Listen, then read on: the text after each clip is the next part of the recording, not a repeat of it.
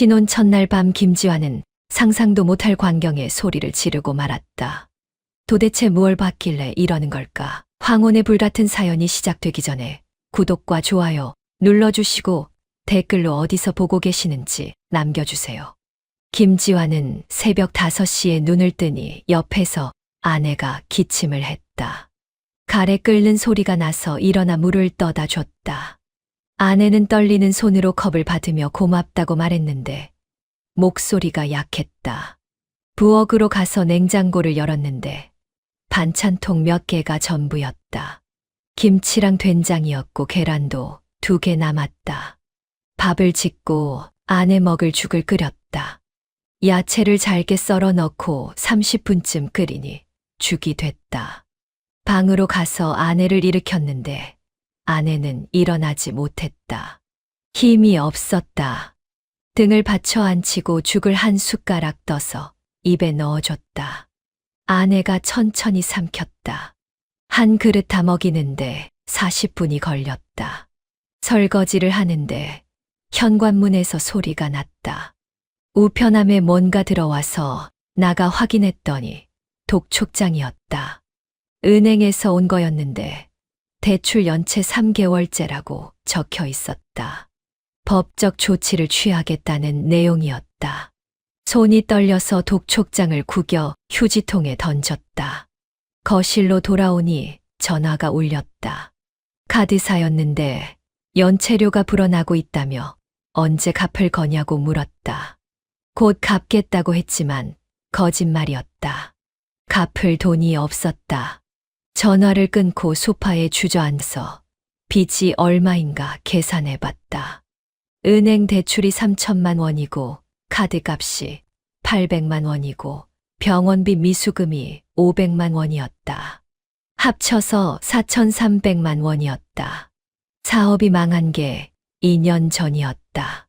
작은 식당을 했었는데 장사가 안 돼서 빚만 남았다. 그 뒤로 이것저것 했다. 공사판에서 일용직도 했고 택배 상하차도 했고 대리운전도 했다.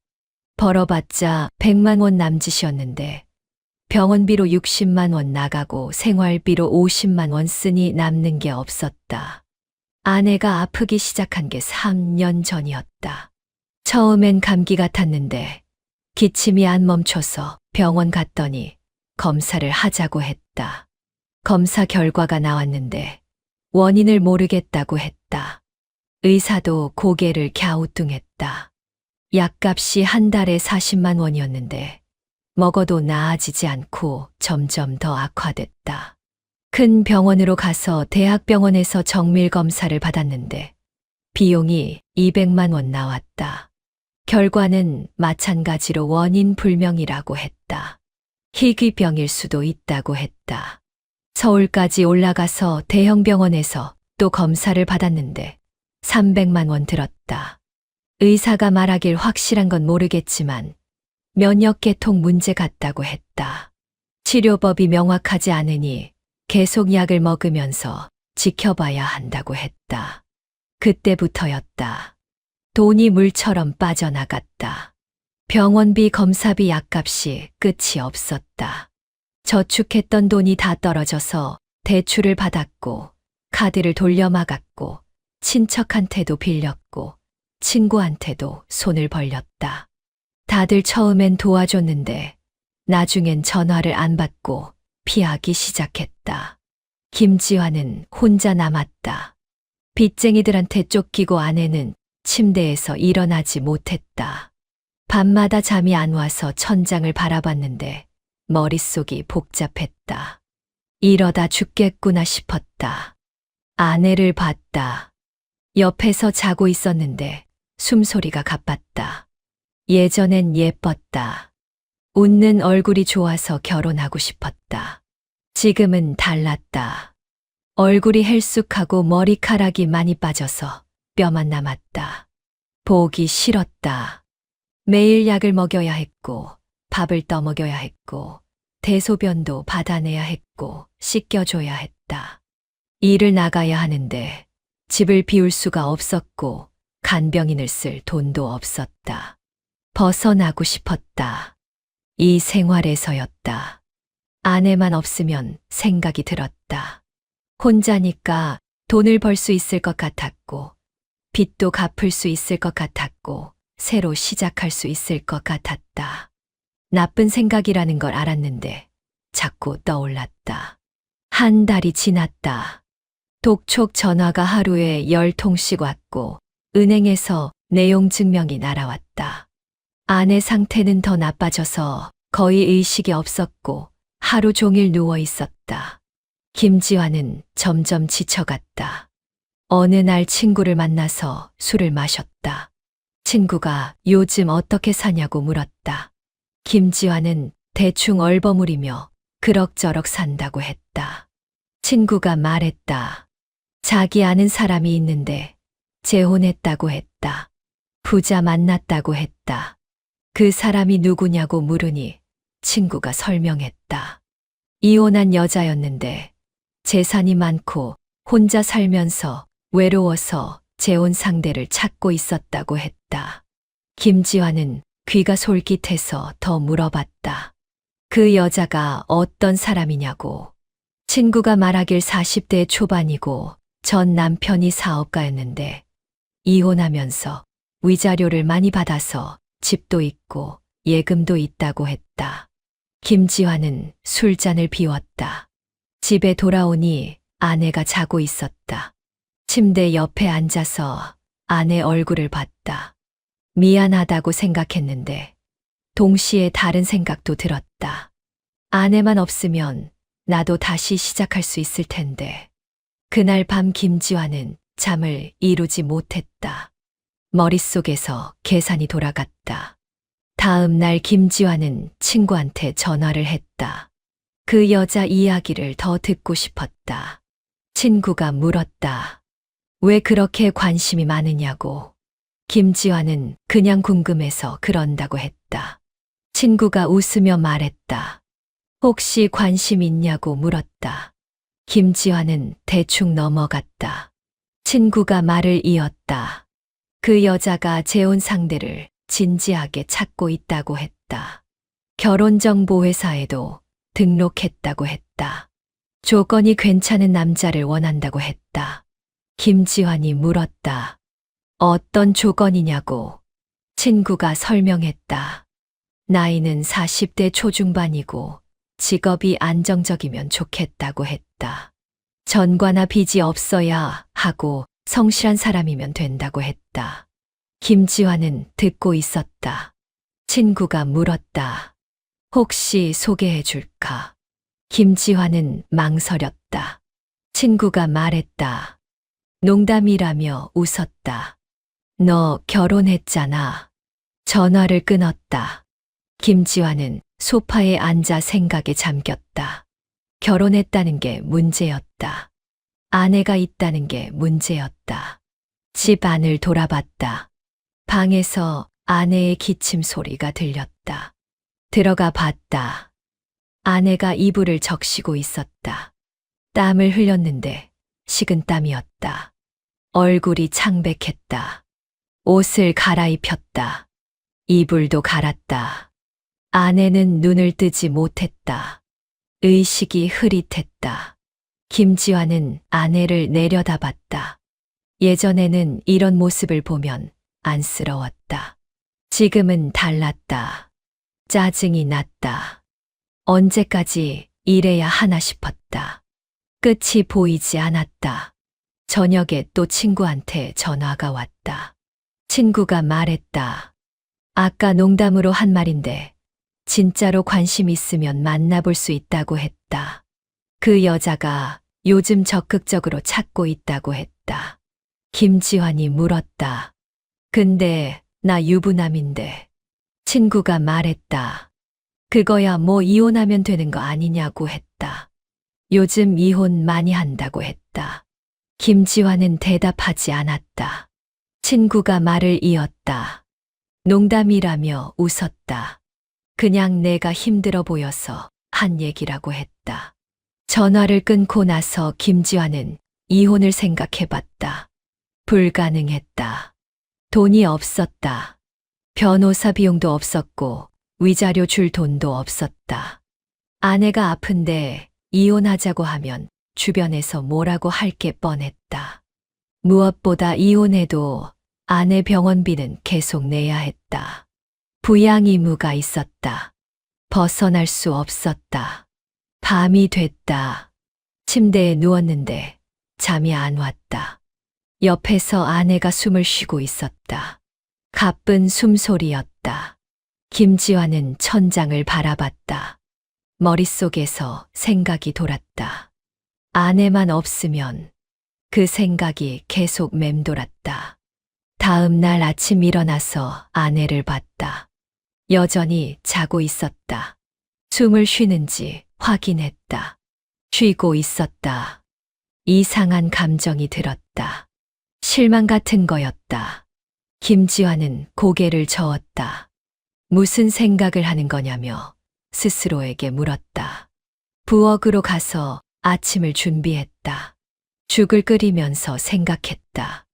이렇게 살 수는 없다고. 뭔가 바뀌어야 한다고. 일주일이 지났다. 김지환은 친구를 다시 만났다. 술을 마시면서 친구가 물었다. 요즘 더 힘들어 보인다고 했다. 무슨 일 있냐고 했다. 김지환은 말했다. 아내 상태가 더 안 좋아졌다고 했다. 돈도 바닥났다고 했다. 어떻게 해야 할지 모르겠다고 했다. 친구가 말했다. 요양병원 같은 데 보내면 안 되냐고 했다. 김지환이 고개를 저었다. 돈이 없다고 했다. 친구가 한숨을 쉬었다. 참 힘들겠다고 했다. 그러면서 말했다. 아까 말한 그 여자 있잖아. 그 여자가 요즘 더 적극적으로 사람을 찾는다고 했다. 자기한테 부탁했다고 했다. 괜찮은 사람 있으면 소개해달라고 했다고 했다. 김지환은 귀를 기울였다. 친구가 계속 말했다. 조건도 많이 낮췄다고 했다. 나이도 상관없고 직업도 크게 안 따진다고 했다.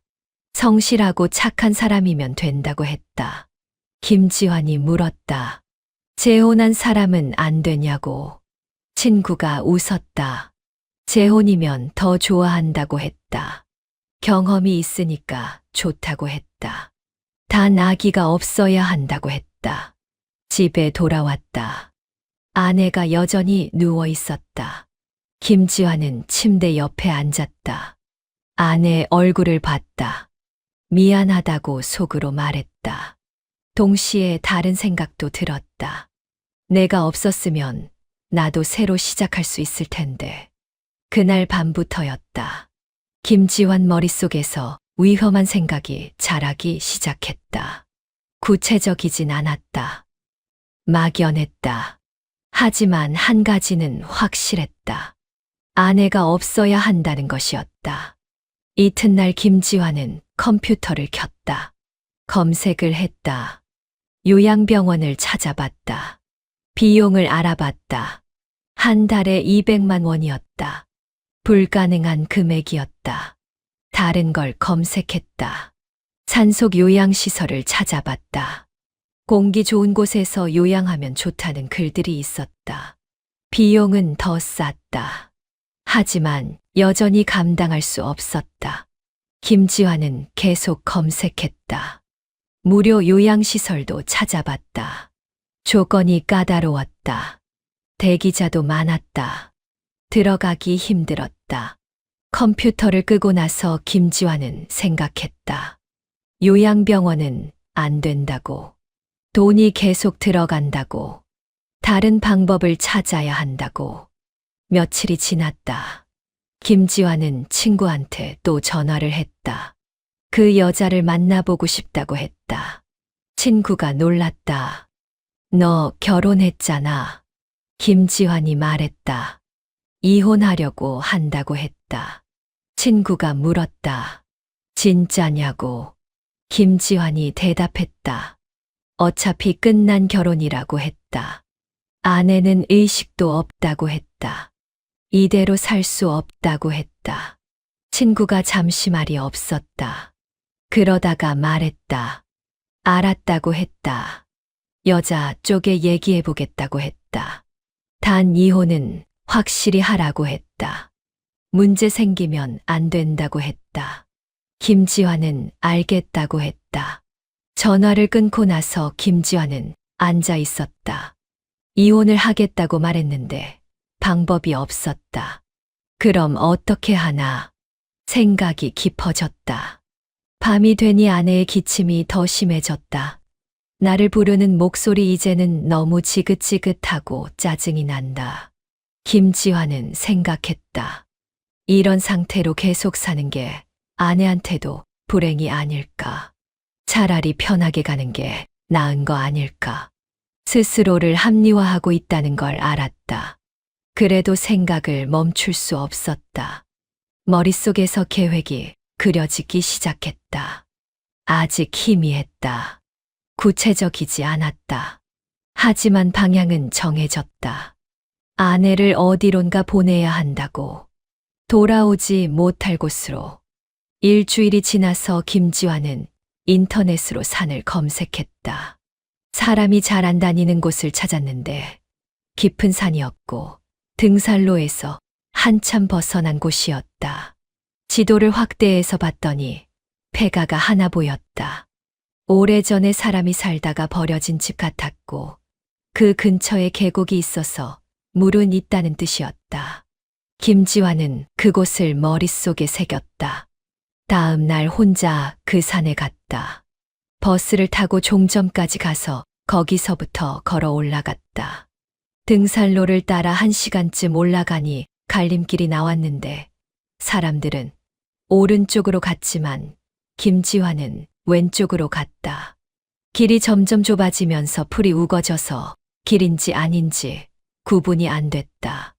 계속 올라가니 땀이 흘렀고 숨이 찼다. 1시간을 더 가니 폐가가 보였다. 지도에서 본 그곳이었는데 담장이 무너져 있었고 지붕이 반쯤 내려앉아 있었고 대문은 녹슬어서 떨어질 것 같았다. 김지환은 주변을 둘러봤다. 사람 흔적이 없었고 등산객이 올 만한 곳이 아니었고 길도 제대로 안 나 있었다. 계곡으로 가보니 물이 흐르고 있었다. 마셔보니 차가웠지만 깨끗해 보였다. 김지환은 고개를 끄덕였다. 여기면 된다고 생각했다. 집으로 돌아오니 아내가 여전히 누워 있었다. 김지환은 침대 옆에 앉아서 아내를 봤는데 미안하다고 속으로 말했고 내가 편해질 거라고 말했지만 스스로에게 하는 말이었다. 며칠 뒤 김지환은 친구한테 전화를 걸어서 그 여자 쪽에 어떻게 됐냐고 물었다. 친구가 만나볼 수 있다고 했는데 이혼 절차만 진행 중이면 된다고 했다. 김지환은 알겠다고 하면서 곧 처리하겠다고 했다. 전화를 끊고 계획을 세웠다. 먼저 아내를 산으로 데려가야 했는데 그러려면 명분이 필요했다. 김지환은 컴퓨터로 문서를 하나 만들었다. 산속 요양원 안내문이었는데 인터넷에서 이미지를 가져와서 붙였고 그럴듯하게 꾸몄다. 공기 좋은 곳에서 자연 치유를 한다는 내용이었고 비용은 무료라고 적었고 정부 지원 사업이라고 썼다. 출력을 했다. 아내한테 보여줄 자료였다. 다음 날 아침 아내가 잠깐 의식을 찾았다. 김지환은 그 틈을 놓치지 않고 아내 옆에 앉아서 좋은 곳을 찾았다고 말했다. 산속 요양원인데 공기가 좋아서 병에 도움이 된다고 했고 무료라고 했다. 아내가 고개를 약하게 끄덕이면서 목소리를 냈다. 정말이냐고 물었는데 김지환은 고개를 끄덕이며 문서를 보여줬지만 아내는 제대로 보지 못했다. 눈이 흐릿했다. 김지환이 며칠만 다녀오면 된다고 말했다. 좋아지면 다시 집으로 올 수 있다고 했는데 아내는 고개를 끄덕였다. 믿었다. 그날 저녁 김지환은 짐을 쌌다. 아내 옷 몇 벌이랑 담요 하나를 가방에 넣었고 물통도 챙겼고 음식을 조금 준비했다. 빵이랑 과자였는데 오래 보관할 수 있는 것들이었다. 다음 날 아침 일찍 출발했다. 아내를 업었는데 몸이 가벼웠고 뼈만 남아서 그랬다.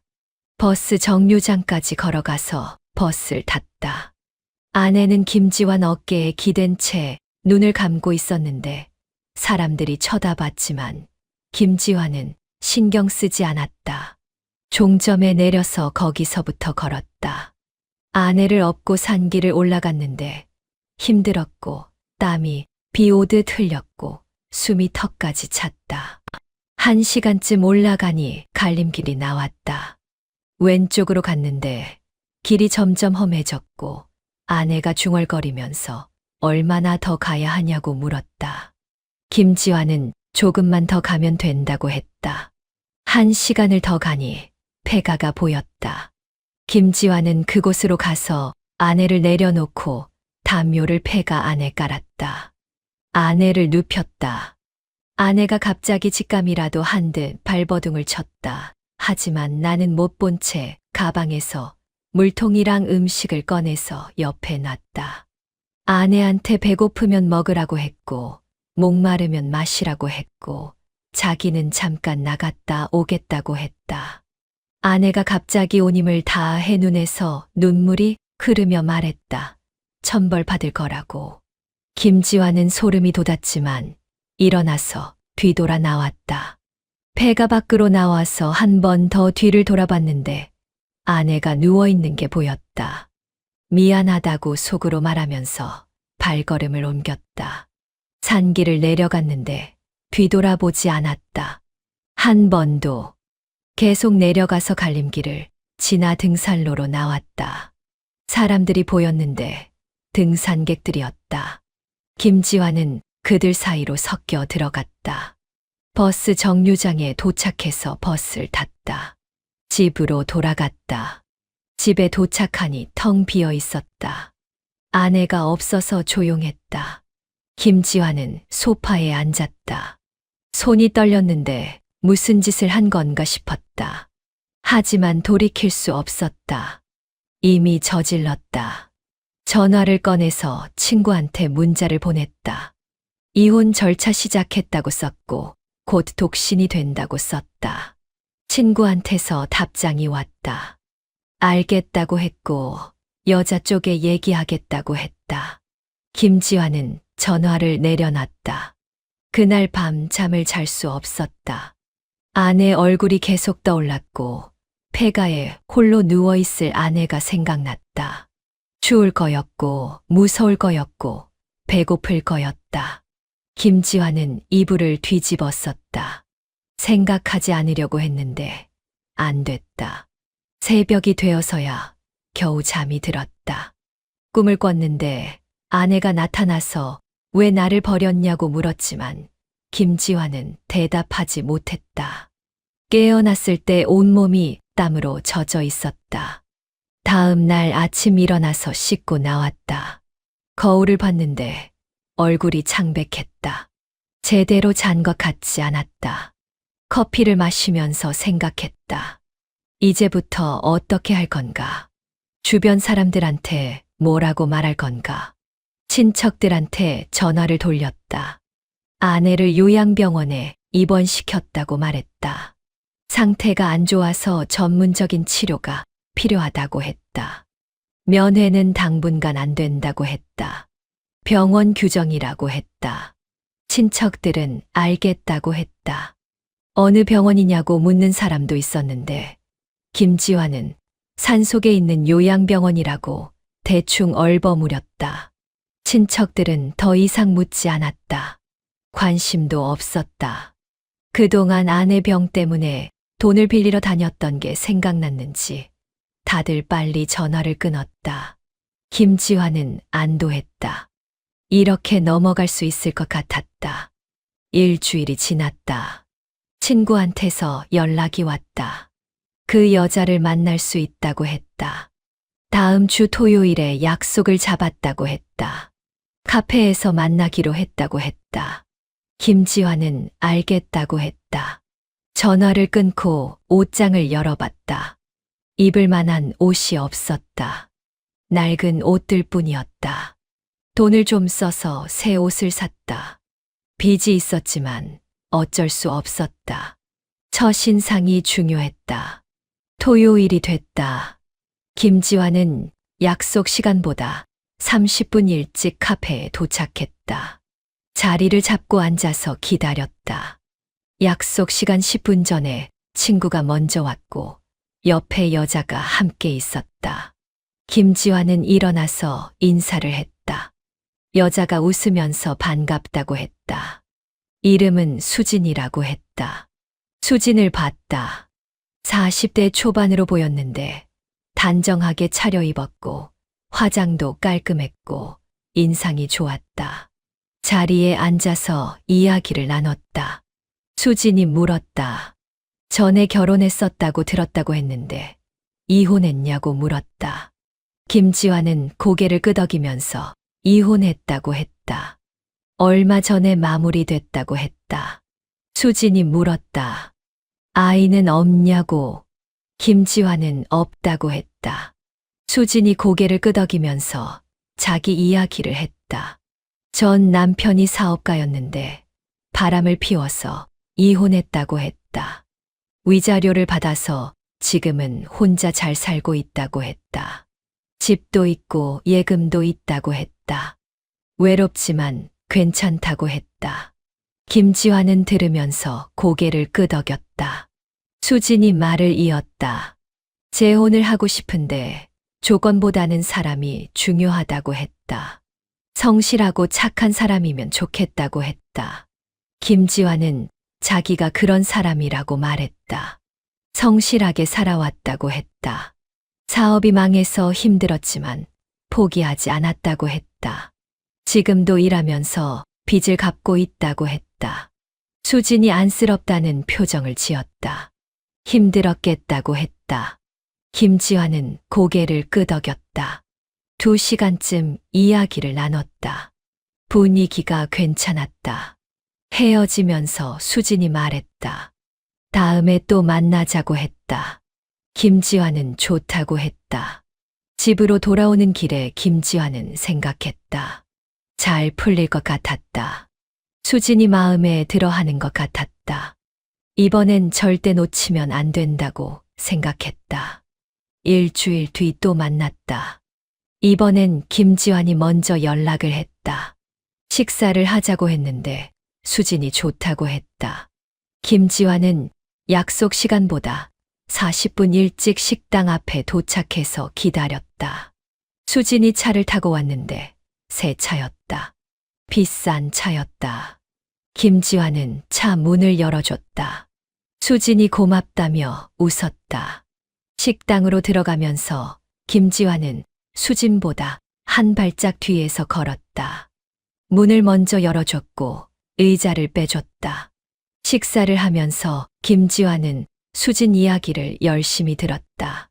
수진이 요즘 뭐 하는지 물었고 취미가 뭔지 물었고 좋아하는 음식이 뭔지 물었다. 수진이 대답할 때마다 고개를 끄덕이면서 진지하게 들었다. 수진이 등산을 좋아한다고 했다. 김지환은 자기도 등산을 좋아한다고 했다. 다음에 같이 가자고 했다. 수진이 좋다고 했다. 계산할 때 김지환이 먼저 카드를 냈다. 수진이 괜찮다고 했지만 김지환은 오늘은 자기가 내고 싶다고 했다. 빚이 있었지만 여기서 인색하게 굴면 안 된다고 생각했다. 헤어질 때 김지환은 수진을 차까지 바래다 줬다. 조심히 들어가라고 했다. 수진이 웃으면서 고맙다고 했다. 그 뒤로 김지환은 일주일에 3번씩 수진을 만났다. 만날 때마다 항상 먼저 도착해서 기다렸다. 수진이 좋아하는 꽃이 장미라는 걸 알고는 장미 한 송이를 사서 갔다. 수진이 감동했다. 수진이 영화를 보고 싶다고 하면 김지환은 미리 예매를 해놨다. 수진이 어떤 음식을 좋아한다고 하면 그 식당을 알아봐서 예약을 했다. 수진이 피곤하다고 하면 드라이브를 가자고 했다. 차를 직접 운전했다. 한 달이 지났다. 수진이 김지환을 보는 눈빛이 달라졌다. 따뜻했다. 믿음이 있었다. 어느 날 저녁 수진이 말했다. 결혼을 생각해 봤냐고 물었다. 김지환은 고개를 끄덕였다. 생각했다고 했다. 수진과 함께 하고 싶다고 했다. 수진이 웃었다. 그럼 날짜를 잡자고 했다. 김지환은 좋다고 했다. 다음 주에 예식장을 알아봤다. 김지환이 먼저 몇 군데를 알아봤고 수진한테 보여줬다. 수진이 마음에 드는 곳을 골랐고 날짜도 잡았는데 2달 뒤였다. 여름이었다. 날씨가 좋을 때라고 했다. 김지환은 꿈을 꾸는 것 같았다. 몇 달 전만 해도 빚에 쪼들리고 병든 아내 때문에 괴로워했는데 지금은 재혼을 앞두고 있었다. 부자인 여자와의 결혼이었다. 하지만 밤에는 잠을 잘 수 없었다. 아내 생각이 났다. 산속 폐가에 버려진 아내가 떠올랐다. 지금쯤 어떻게 됐을까 생각했다. 살아있을까? 아니면 이미 죽었을까? 김지환은 고개를 저었다. 생각하지 않으려고 했다. 이미 끝난 일이라고 스스로에게 말했다. 결혼 준비가 진행됐다. 하객 명단을 작성했는데 김지환 쪽은 친구 몇 명이 전부였다.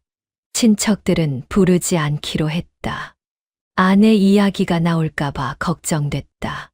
수진이 물었다. 친척들은 안 부르냐고. 김지환은 사이가 안 좋다고 했다. 그냥 조촐하게 하자고 했다. 수진은 알겠다고 했다. 한 달이 지났다. 결혼식이 한 달 앞으로 다가왔다. 김지환은 점점 불안해졌다. 뭔가 잘못될 것 같은 느낌이 들었다. 밤마다 악몽을 꿨다. 아내가 나타나는 꿈이었다. 산에서 내려와서 결혼식장으로 찾아오는 꿈이었다. 하객들 앞에서 남편이 나를 버렸다고 소리치는 꿈이었다. 깨어나면 온몸이 땀으로 젖어 있었다. 그래도 낮에는 태연한 척했다. 수진을 만나면 웃으면서 이야기했다. 결혼이 기대된다고 했다. 행복할 거라고 했다. 수진도 웃으면서 고개를 끄덕였다. 새로운 시작이라고 했다. 김지환은 속으로 생각했다. 정말 새로운 시작일까? 아니면 파국의 시작일까? 알 수 없었다. 결혼식 전날이 됐다. 김지환은 예식장에 가서 마지막 점검을 했는데 꽃 장식이 제대로 됐는지 확인하고 음향도 테스트했고 하객 좌석 배치도 다시 봤다. 수진도 함께 왔는데 들떠 있었고 내일이면 새 출발이라며 웃었다. 김지환도 웃었지만 속으로는 불안했다. 뭔가 잘못될 것 같은 예감이 계속 들었다. 예식장을 나와서 수진과 저녁을 먹었다. 수진이 내일은 일찍 자야 한다고 했는데 피곤하면 안 되니까 오늘은 일찍 헤어지자고 했다. 김지환은 알겠다고 하면서 수진을 차까지 바래다 줬다. 집으로 돌아왔다. 현관문을 열고 들어갔는데 집 안이 너무 조용했다. 불을 켰는데 거실 전등이 깜빡거렸다. 몇 번 깜빡이다가 제대로 켜졌다. 샤워를 하고 나왔다. 침대에 누웠는데 잠이 안 왔다. 내일이면 결혼식이라는 게 실감이 안 났다. 몇 달 전만 해도 병든 아내를 간병하던 사람이었는데 이제 새 아내를 맞이한다는 게 믿기지 않았다. 문득 산속 폐가가 떠올랐다. 아내를 버리고 온 그곳이었다. 지금쯤 어떻게 됐을까 싶었는데 아마 죽었을 거였다. 2달이 넘게 지났으니 살아있을 리 없었다. 김지환은 고개를 저었다. 생각하지 말자고 다짐했다. 내일부터는 새로운 인생이라고 스스로에게 말했다. 눈을 감았다. 잠을 청했는데 어디선가 소리가 들렸다. 쿵쿵 소리였는데 누가 문을 두드리는 소리 같았다. 눈을 떴다. 귀를 기울였는데 소리가 계속 났다. 현관문에서 나는 소리였다. 일어나서 거실로 나갔다. 현관문으로 다가갔는데 두드리는 소리가 멈췄다. 문구멍으로 밖을 봤는데 아무도 없었다. 문을 열었다. 복도를 확인했는데 사람이 없었다. 엘리베이터도 멈춰 있었다. 장난인가 싶어서 문을 닫았다. 다시 침대로 갔는데 누웠을 때 또 소리가 났다. 이번엔 창문을 두드리는 소리였다. 김지환은 벌떡 일어났다. 창문으로 갔는데 커튼이 쳐져 있었다. 커튼을 걷었는데 아무것도 없었다. 바깥은 어두웠고 조용했다. 2층인데 누가 창문을 두드릴 리 없었다. 김지환은 커튼을 다시 쳤다.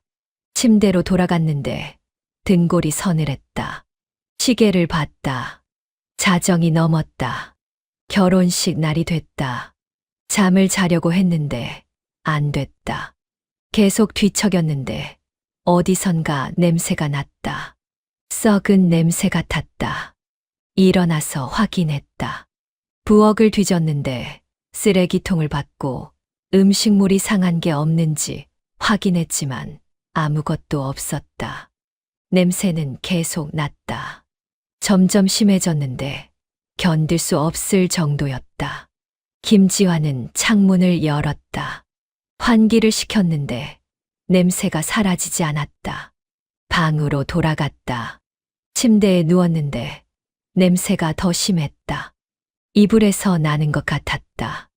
이불을 걷었다. 시트를 확인했는데 뭔가 묻어 있었다. 검은색이었는데 곰팡이 같았다.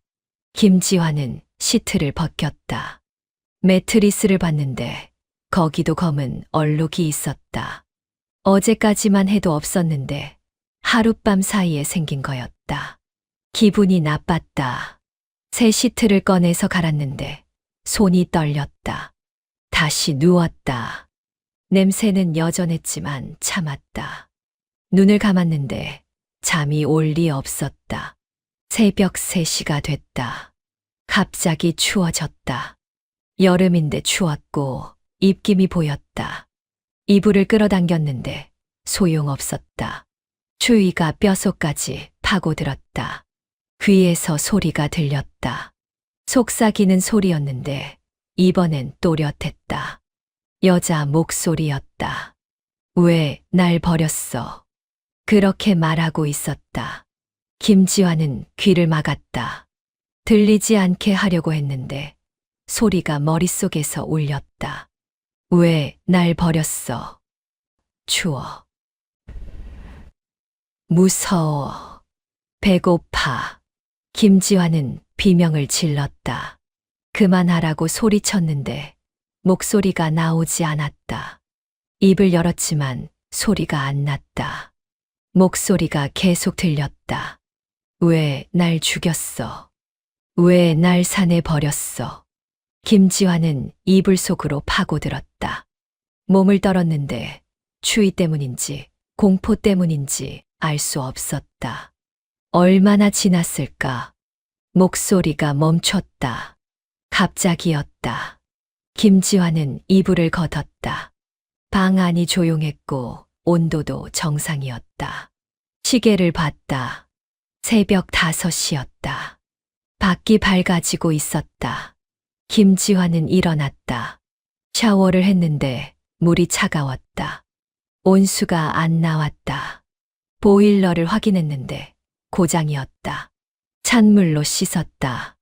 몸이 떨렸지만 어쩔 수 없었다. 옷을 입었다. 결혼식 예복을 꺼냈는데 새로 맞춘 양복이었다. 입고 거울을 봤는데 얼굴이 창백했다. 눈 밑이 검었고 입술색이 없었다. 화장실로 가서 찬물로 세수를 했다. 조금 나아진 것 같았다. 시계를 봤다. 아침 7시였다. 결혼식은 오후 2시였다. 아직 시간이 있었다. 커피를 마셨다. 손이 떨려서 컵을 제대로 잡기 힘들었다. 핸드폰이 울렸다. 수진이었다. 잘 잤냐고 물었는데 김지환은 잘 잤다고 거짓말을 했다. 수진이 웃으면서 오늘 예식장에서 보자고 했다. 전화를 끊었다. 김지환은 소파에 앉아서 시간을 보냈다. 12시가 됐다. 예식장으로 갈 시간이었다. 짐을 챙겼는데 별로 없었다. 지갑이랑 핸드폰뿐이었다. 현관문을 열고 나갔다. 뒤돌아보지 않았다. 예식장에 도착했다. 신랑 대기실로 갔는데 친구 몇 명이 와 있었다. 축하한다고 했고 얼굴이 안 좋은데 괜찮냐고 물었다. 김지환은 긴장돼서 그렇다고 했다. 1시가 됐다. 하객들이 모이기 시작했다. 김지환 쪽은 친구 대여섯 명이 전부였는데 수진 쪽은 사람이 많았다. 친척들이랑 친구들이 왔다. 1시 30분이 됐다. 식이 시작되기 30분 전이었다. 김지환은 대기실에 앉아 있었는데 가슴이 두근거렸다. 불안했다. 문이 열렸다. 수진 친구가 들어왔는데 신부가 준비 다 됐다고 전했다. 곧 시작한다고 했다. 김지환은 고개를 끄덕였다. 2시가 됐다. 식이 시작됐다. 김지환은 단상에 올라갔는데 하객들이 박수를 쳤다. 신부 입장 음악이 나왔고 수진이 들어왔다. 하얀 드레스를 입고 있었고 아름다웠다. 김지환은 수진을 봤다. 웃고 있었다. 행복해 보였다. 수진이 단상에 올라와서 김지환 옆에 섰다. 사회자가 멘트를 했고 주례가 나왔다. 식이 진행됐다. 주례 말씀이 이어졌는데 김지환은 제대로 듣지 못했다. 머릿속이 하얘졌다. 서약이 시작됐다. 주례가 물었다. 신랑 김지환은 신부 이수진을 평생 사랑하고 아끼겠습니까? 김지환은 대답하려고 입을 열었다. 그때였다. 갑자기 추워졌다. 예식장 안 온도가 급격히 떨어졌다. 하객들이 웅성거렸다. 조명이 깜빡였다. 1번, 2번 깜빡이더니 꺼졌다. 예식장이 어두워졌다. 비명이 터져 나왔다. 조명이 다시 켜졌다. 예식장이 밝아졌는데 하객들이 안도하면서 웃었다. 정전이었나 보다고 수군거렸다. 김지환은 숨을 내쉬었다. 가슴이 터질 것 같았는데 진정하려고 애썼다. 주례가 다시 물었다. 신랑 김지환은 신부 이수진을 평생 사랑하고 아끼겠습니까? 김지환은 예라고 대답했다. 목소리가 떨렸는데 하객들은 웃었다. 긴장한 거라고 생각했다. 주례가 신부에게도 물었다. 수진이 예라고 대답했다. 목소리가 또렷했다. 서약이 끝났다. 주례가 선언했다. 이제 부부가 됐다고 했다. 박수가 터져 나왔다. 김지환과 수진은 마주보고 웃었다. 수진 눈에 눈물이 맺혔다.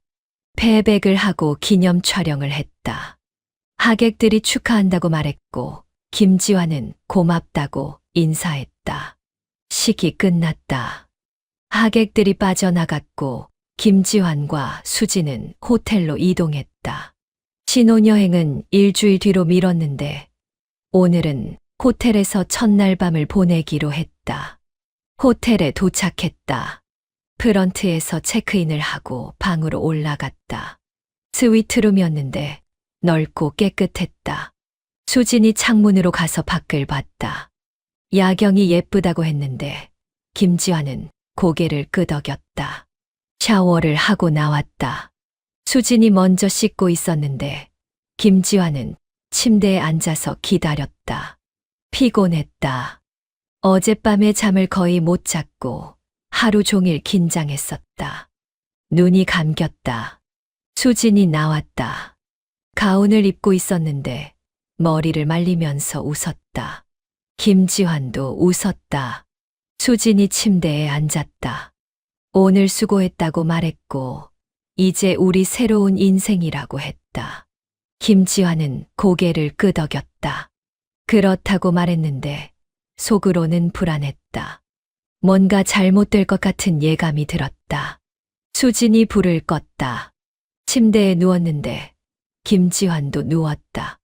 어둠 속에서 수진이 속삭였다. 사랑한다고 했다. 김지환은 대답하려고 했는데 목이 메었다. 나도 사랑한다고 겨우 말했다. 조용해졌다. 수진이와 김지환이 서로를 바라보며 입을 맞추려고 하는 그때 공기가 차갑게 변했다. 방 안 온도가 급격히 떨어졌는데 여름인데도 추웠다. 김지환은 이불을 끌어당겼다. 수진을 봤는데 얼굴이 이상해 보였다. 어둠 속에서 잘못 봤나 싶어 자세히 본 김지환은 놀라 소리를 지르고 말았다. 아내가 누워 있었다. 폐가에 버려진 그대로의 모습으로 김지환을 죽을 듯이 쳐다보며 울고 있었다. 김지환은 숨이 멎었다. 아내 얼굴이 창백했고 입술이 파랬고 눈이 텅 비어 있었다. 김지환은 비명을 지르려고 했는데 목소리가 나오지 않았다. 입을 열었지만 소리가 안 났다. 아내가 입을 열었다. 목소리가 들렸는데 차갑고 낮았다. 왜 날 버렸어? 그렇게 말했다. 김지환은 고개를 저었다. 대답하려고 했는데 안 됐다. 아내가 손을 뻗었다. 김지환 목을 잡았는데 손이 얼음장 같았다. 숨이 막혔다. 왜 날 죽였어? 아내가 물었다. 나도 살고 싶었어. 김지환은 아내 손을 떼려고 했는데 힘이 없었다. 몸이 굳어버렸다. 아내가 가까이 왔다. 얼굴이 김지환 얼굴 바로 앞까지 왔는데 썩은 냄새가 났다. 추웠어. 아내가 말했다. 무서웠어. 배고팠어. 너 기다렸어. 안 왔어. 김지환은 눈물이 났다. 미안하다고 말하려고 했는데 목소리가 안 나왔다. 아내가 웃었다. 웃음소리가 차갑게 울렸다. 이제 내 차례야. 그렇게 말했다. 김지환은 온몸이 얼어붙는 걸 느꼈다. 추위가 뼈속까지 파고들었는데 견딜 수 없었다. 의식이 흐려졌다. 눈앞이 어두워졌고 아내 얼굴이 멀어졌다. 마지막으로 들린 건 아내 목소리였다. 같이 가자. 그렇게 말하고 있었다. 김지환은 눈을 감았다. 더 이상 버틸 수 없었다. 다음 날 아침 수진이 깼다. 옆을 봤는데 김지환이 누워 있었다. 잠든 것 같았다. 일어나라고 불렀다. 대답이 없었다. 어깨를 흔들었다. 움직이지 않았다. 수진은 이상함을 느꼈다. 김지환 얼굴을 봤는데 파랗게 질려 있었다. 손을 잡았다. 차갑고 딱딱했다. 비명을 질렀다. 프런트로 전화를 했고 구급대원들이 달려왔다. 구급대원들이 김지환을 확인했다. 고개를 저었다. 이미 사망했다고 했다. 사인을 조사했다. 저체온증이었다.